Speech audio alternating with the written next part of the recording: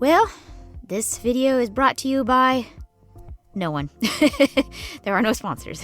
No, I'm just goofing off here. I'm going to be doing some translucent clay project here today. You'll need a few pieces. I think I have 5 here that I'm going to do. You could do 6, 7, how many ever you want to. It depends on how much you want your color gradient to be. I want mine to be pretty basic, so I'm just going to do about 5. You can use as much or as little clay as you want. I was trying to cut fairly even pieces, like in thickness, so that when I apply the inks here in a little bit, that each one was even, and you'll kind of see as I go. Flattened those as best I could by hand, and then I will start applying some ink to it. I'll just be using this one color. It's Ocean. I think it's really, really pretty. It's got a lot of depth to the color. So for the first piece I have laid out here, I'll just do 1. The second one I'll do 2. The third, 3, and so on. So with yours, you'll just do how many ever you are going to cut. So 6, you'll have your last one at 6. And this is where it's going to come in handy that your pieces are kind of the same thickness. I don't think mine were quite the same thickness because I did have to add more ink, and that was to get the colors to be darker as it went from left to right.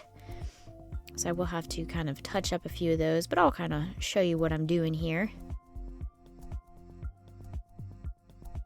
Usually I like to not mix mine thoroughly, but because I do want the color gradient to go from light to dark, I am going to mix mine pretty thoroughly. You could explore and not mix them as much, but I don't think the final result will come out the same.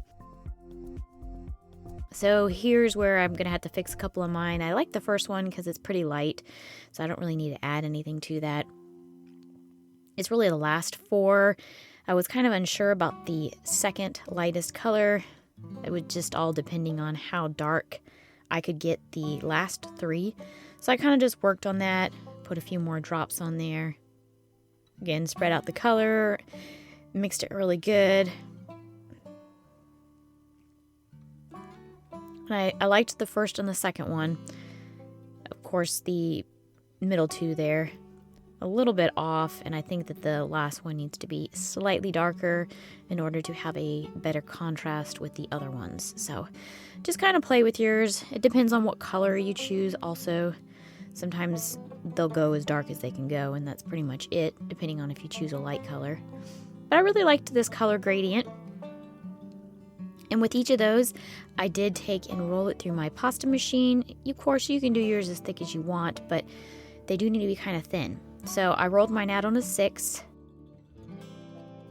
And the thinnest setting is at a 9, so the thickest is 0. So I kind of went right there in between. You can do 5 or 6. I'm going to cut each of these down into roughly the same sized square shape, stacking those on top of each other, just going from light to dark or dark to light, however you want to look at it.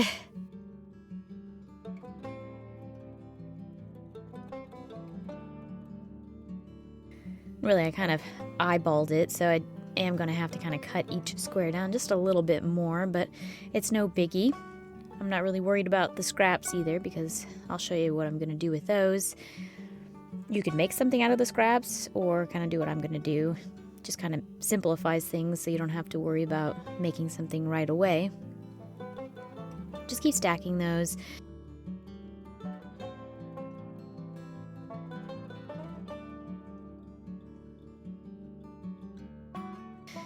And then I did get a couple air bubbles in there, but I'm not really worried about it because I don't mind the plaquing that you get from it, the effect of that.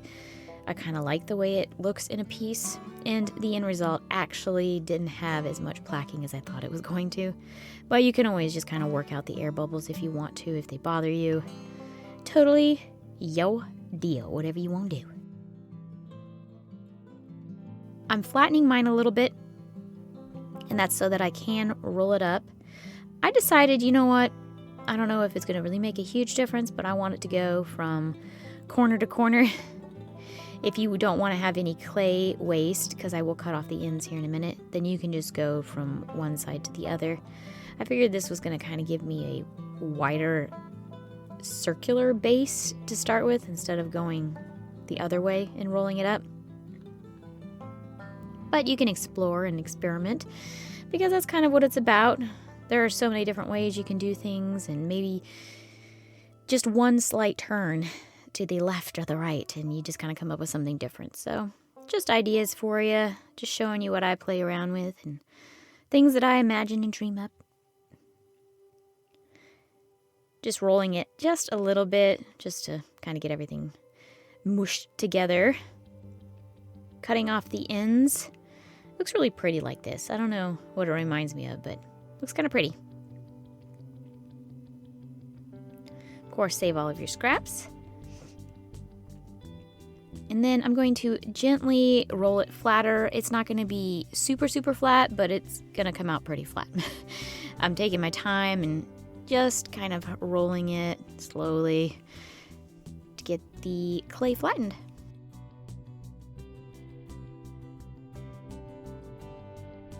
You can stretch it out with your fingers if you want to also.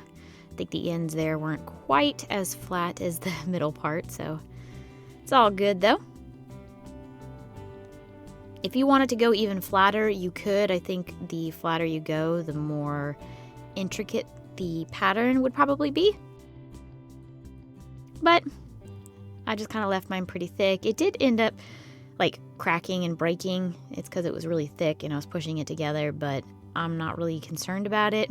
You'll see here in a few seconds the kind of splits you start to get. But like I was saying, it doesn't really matter to me. I am going to cut off all of the outside pieces anyway, so all the parts that are kind of cracking around the rim of it are going to be cut away. Just make like a little squiggly design. Just keep going until you run out of clay.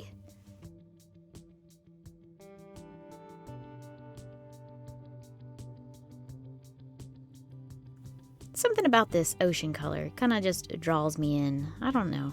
It's very natural looking, I guess you could say. Some of the alcohol ink colors I think come out pretty stark and can be a little bit artificial. But this color, I don't know, it just seems very natural. Cutting off the outside pieces. And I didn't need a lot of clay because I'm gonna slice this up and put it on another piece, but you could always make a larger little block of clay. And then all of the extras and the little pieces I cut off and doobie dabs, I'm going to just go ahead and mix all of those up, and it's just going to come up with a pretty ocean color here. Quite pretty, I like it. And I'll save this and use it in another project. I originally was going to use it as the background, but I thought, you know what, it might kind of take away from the pattern. I should have cut off a little piece and baked it, and then I could have seen exactly how it was going to come out and what it was going to do, but I was a little bit pressed for time when I was filming this, so I was like, you know what, making an executive decision, because that's what I got to do, and I had decided I was going to use another color, and I'll show you that color in a minute. Just slice off pieces. Now you can choose whatever pattern you want. You can do it from the side, the short side, or the long side. I'm doing the long side. They are two different patterns, so you can play around with it and decide what you want. And it was at that point that I was like, you know what, I'm probably not going to be able to use that as the background. So this is just a color that I have mixed up from a bunch of scrap clay I had. It's like a greeny, silvery color. I don't know. I guess more green. I don't know. It's really pretty though. I decided to use that as the background for this. You can take the clay and stretch it out if you want to kind of expand the design or the pattern that you have. Totally up to you. You can leave them the same thickness as they were and just put them on there if you want to stretch them out.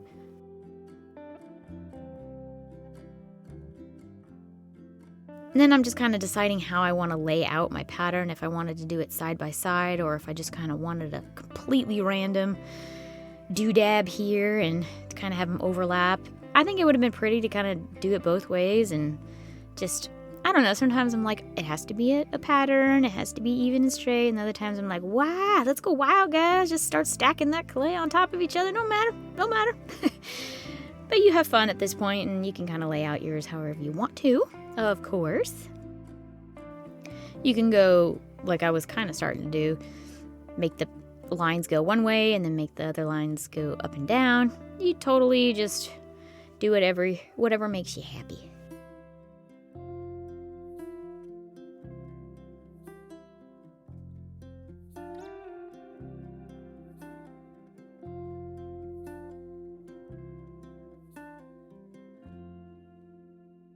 Have all my pieces there laid out, and of course I will burnish it and roll it out. I did make my backing a little bit thick to begin with so that I could roll it out and get all the lines removed from the pattern. I really like the colors in this. I don't know. Very simple, right? You're just like, oh, it's just one color of ink, right? I don't know. Looks kind of cool, kind of interesting, kind of pretty. Really like the pattern that it made just by rolling it flat. Very simple idea here, I think, but really pretty. It just reminds me of the ocean itself, like the ripples or like the bottom of a pool when it has those like fractured light look on it. I don't know, very oceany to me, so that's what I kind of titled the video, because it looked like an ocean stone. I cut out all of my pieces, and this is them, just very basic shapes.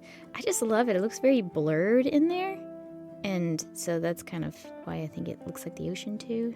Very natural color.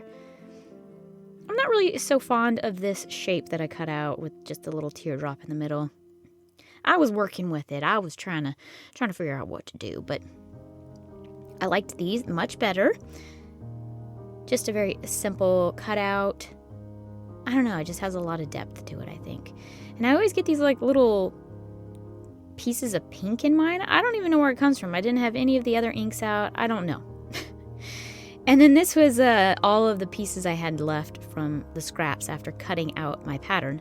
So I just put them back together, smushed them down, and cut out a shape. And this is by far my favorite. I really like the leaf clasp that's at the top. They were just made for necklaces, but I thought I could put it on the earrings too. I hope you enjoyed this video. Thank you so much for watching. Bye!